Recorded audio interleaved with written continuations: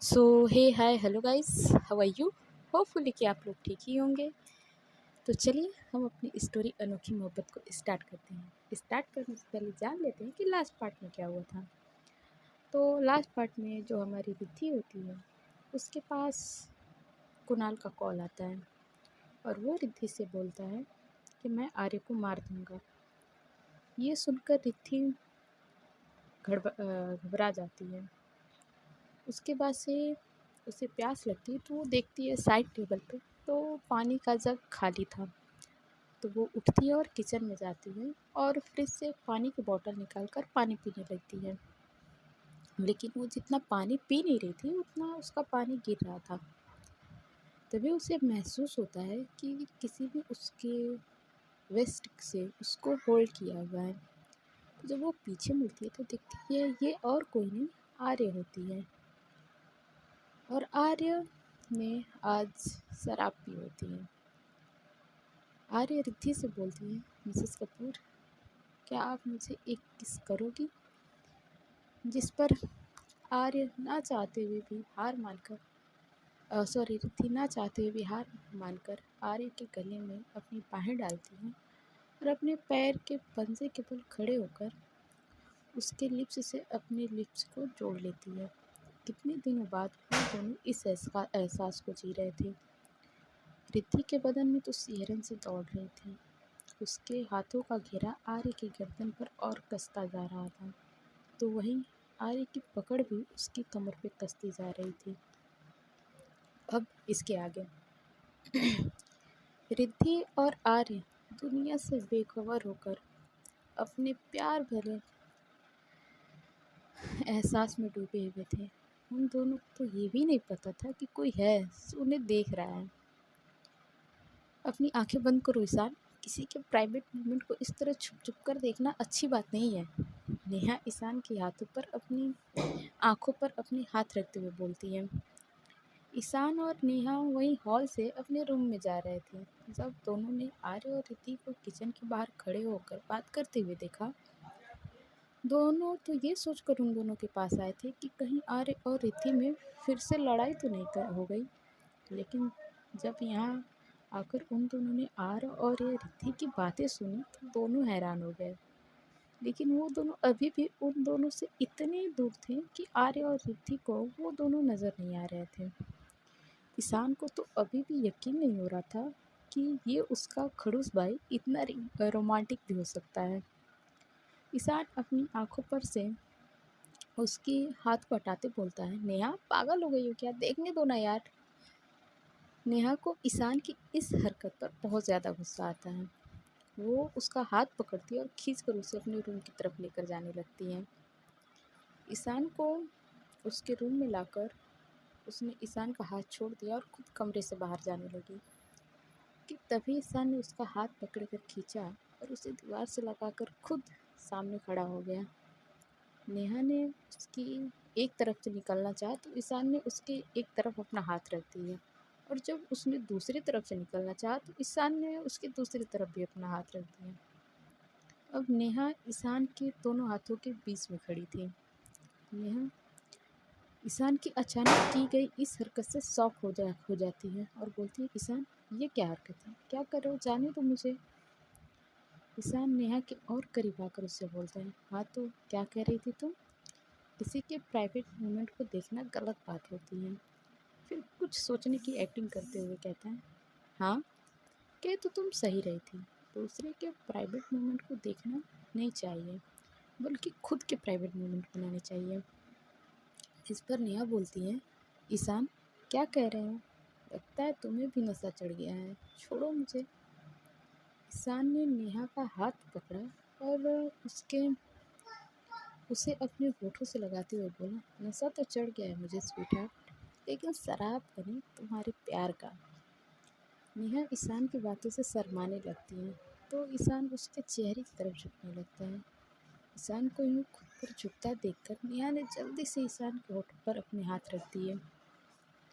ईशान ने अपने हाथ अपने होठों से हटाए और हल्की सी नाराज़गी से बोला, अब ये क्या है Neha, after all we are girlfriend boyfriend, और अब तो सबको हमारे बारे में पता चल गया है और जल्दी हमारे घर वाले हमारी शादी भी करवा देंगे। जिस पर नेहा बोलती है, शादी होने वाली है, हुई नहीं है और उसमें भी अभी बहुत वक्त है, तो तब तक का इंतज़ार करो, समझे? ईशान पर नेहा की बात का कोई असर नहीं हो रहा था। वो उस पर झुकने लगता है। नेहा ईशान को खुद से दूर करते हुए बोलती है, ईशान बात समझने की कोशिश करो। तुम्हारी पूरी फैमिली यहाँ है और रिद्धि की भी फैमिली है।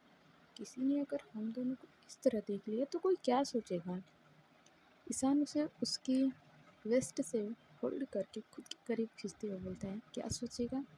यही तो सोचेगा उनका बेटा और उनकी होने वाली बहू के साथ थोड़ा सा क्वालिटी टाइम स्पेंड कर रहा है। जिस पर नेहा शर्माते हुए बोलती है, तुम बड़े बेशर्म हो गए हो ईशान। ईशान बोलता है, सब आपकी मेहरबानी है मोहतरमा। अब यहाँ कोई नहीं है और ना ही कोई आने वाला है, तो क्या जो मैं कर रहा हूँ वो कर सकता हूँ? जिस पर नेहा ईशान के गले में अपनी बाहें डालते हुए बोलती है, तो मिस्टर ईशान कपूर, आप मुझे किस करना चाहते हैं? तो ईशान उसके कमर में अपनी बाहें डालकर उसे खुद के करीब खींचते हुए बोलता है, करना तो मैं बहुत कुछ चाहता हूँ होने वाली मिसेस ईशान कपूर। इस पर नेहा हल्का सा मुस्कुरा कर बोलती है, अच्छा जी, और वो क्या है? ईशान अपने होठों को उसके कान के पास ले जाकर धीरे से बोलता है, फिलहाल के लिए भूल जाओ कि मैं क्या करना चाहता हूँ। बस जो कर रहा हूँ उसे याद करो और उस एहसास में जियो। ये कहकर ईशान ने अपनी आंखें बंद कर ली और उसके ऊपर झुकने लगा। नेहा ने ईशान की आंखें बंद देखी और मौका देखकर ईशान को हल्का सा धक्का देकर उसे खुद से दूर करके खुद दरवाजे की तरफ भाग गई और दरवाजे पर खड़ी होकर ईशान को अंगूठा दिखाकर बोलती, good night mister Ishaan Kapoor. अभी इन सब के लिए बहुत वक्त बाकी है। ये सब करने के लिए शादी तक का इंतज़ार करो, समझे तुम? ये कहकर वो स्माइल करते हुए अपने रूम की तरफ भाग जाती है और ईशान अपने बालों में हाथ घुमाते हुए बोलता है, होने वाली मिसेस ईशान कपूर, कब तुम मुझसे दूर भागोगी?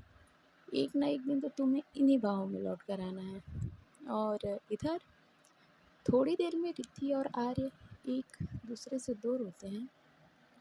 आर्य ने उससे दूर होकर उसका हाथ थामा और एक बच्चे की तरह बोलती है, thank you missus Kapoor, you are a good girl. चलो अब रूम में चलते हैं। ये कहकर वो रिद्धि का हाथ थामकर सीढ़ियों की तरफ बढ़ जाती है। रिद्धि को इस समय आर्य पर बहुत ज़्यादा प्यार आ रहा था। आर्य नशे में बात करती बिल्कुल ही एक छोटी बच्ची की जैसी लग रही थी।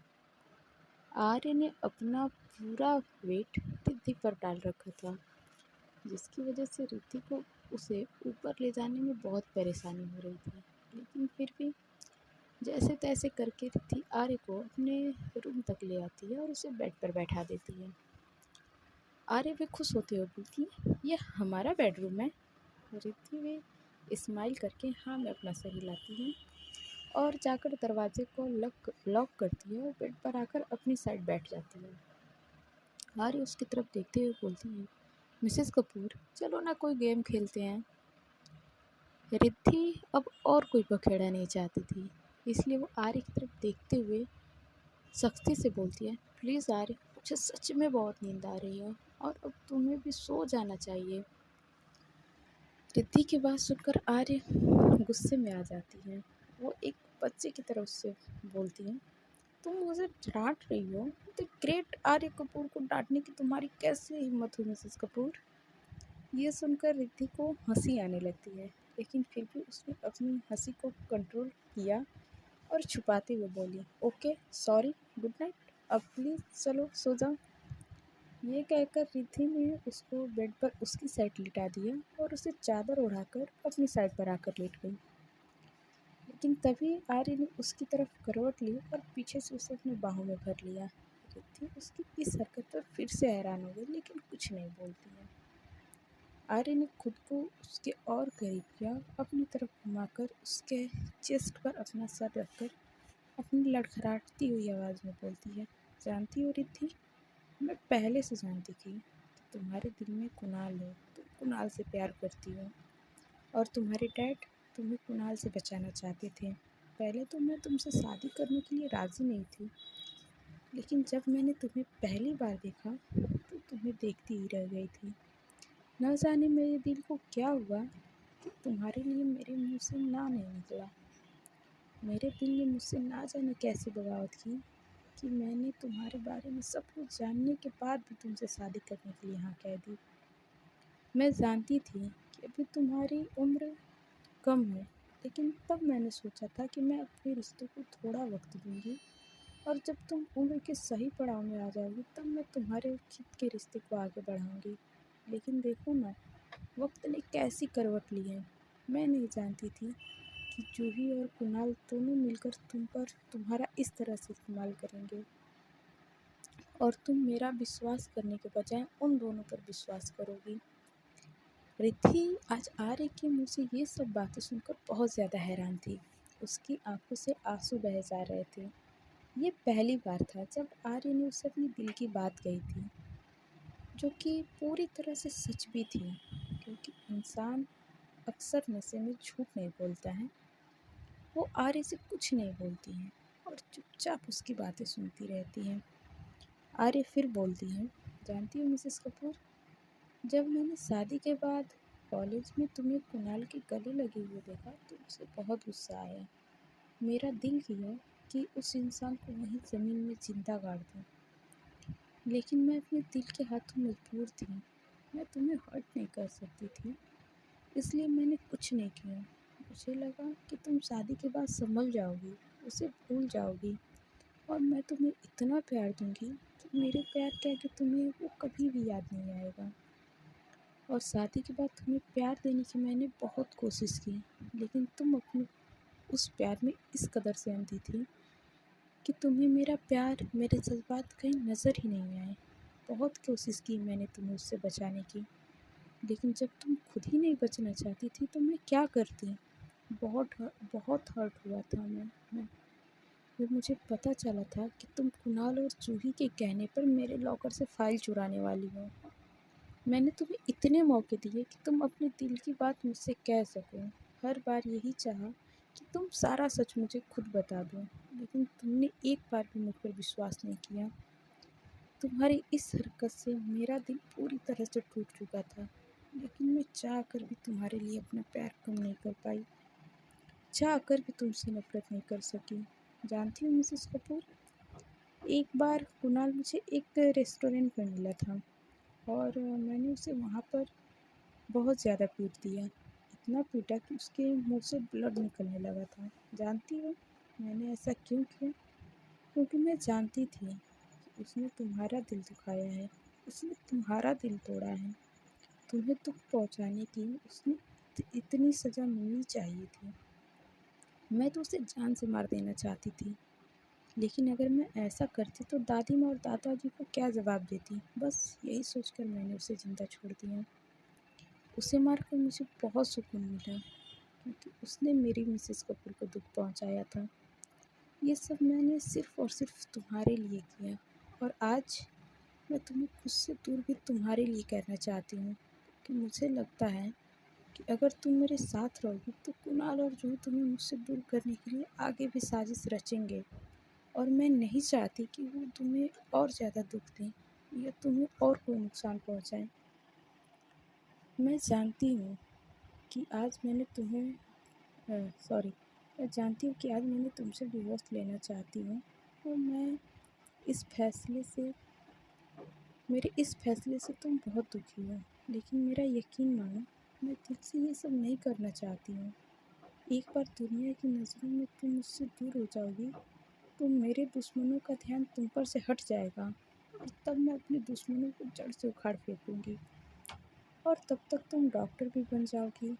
फिर मैं तुमसे दोबारा से अपना रिश्ता जोड़ दूंगी, क्योंकि मैं ये जानती हूँ कि तुम्हारे दिल में मेरे लिए प्यार ने दस्तक दे दी है और अब तुम्हारे दिल में मेरे सिवा कोई नहीं आएगा, जैसे कि मेरे दिल में तुम्हारे सिवा कोई नहीं आ सकता। और इस वक्त सबके बारे में तुम्हारे मॉम डैड के अलावा और कोई भी नहीं जानता है। डिवोर्स तो बस एक फॉर्मेलिटी है। हम दोनों का रिश्ता तो 7 फेरों का है। हम दोनों एक बंधन में बंधे हुए हैं जिनका टूटना इतना आसान नहीं है।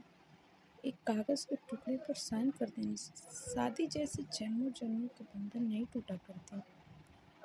आर्य की बातें सुनकर रिद्धि का तो रो रो कर बुरा हाल हो गया था। वो तो आज तक इस बात से अनजान थी कि आर्य उससे प्यार करती है, वो भी इस हद तक कि उसे अपने दुश्मनों से बचाने के लिए उसे खुद ही अलग करना चाहती है, जबकि उसे खुद से अलग करके वो खुद ही चैन से नहीं रह पाएगी। वो आज तक उससे सिर्फ इसलिए बेरुखी से पेश आ रही थी ताकि आर्य से दूर होते हुए उसे कोई दुख ना हो। कितनी परवाह करती है आर्य। रिद्धि रोती हुई धीरे से बोलती है, आई एम सॉरी यार। जिस पर आर्य बोलती, तुम्हारी आर्य तुमसे नाराज नहीं है मिसेस कपूर। ये कहती आर्य नशे में होने की वजह से एक गहरी नींद के आगोश में चली जाती है। रिद्धि बोलती है, प्लीज़ मुझे माफ़ कर दो आर्य। इतना बोलकर रिद्धि ने पहले उसके माथे को चूमा और फिर उसके गालों को। आर्य भी रिद्धि के गर्दन में अपना सर छुपाती हुई नींद में बड़बड़ाई, मुझे भूल मत जाना मिसेस कपूर, और मुझे छोड़कर कभी मत जाना। रिद्धि उसके बालों में उंगलियां घुमाती हुई बोलती है, कभी नहीं आर्य, कभी नहीं। तो अगर तुम चाहोगी तब भी मैं तुम्हें छोड़कर नहीं जाऊंगी। अब चाहे कुणाल हो या जूही या फिर और कोई हो, कोई भी मिलकर हम दोनों को अलग नहीं कर सकता। ये कहकर वो भी अपनी बाहों में भरकर धीरे धीरे नींद के आगोश में चली जाती है। अगली सुबह सूरज की किरणें आर्य के फेस पे पड़ती तो अपनी नींद से जागने लगती है। वो अभी उठना नहीं चाहती थी। हैंगओवर की वजह से उसका सर भारी हो रहा था और उसे अभी भी नींद आ रही थी, इसलिए उसने अपने फेस अपने तकिए में छुपा लिया। लेकिन आज उसे कुछ अजीब सा लग रहा था।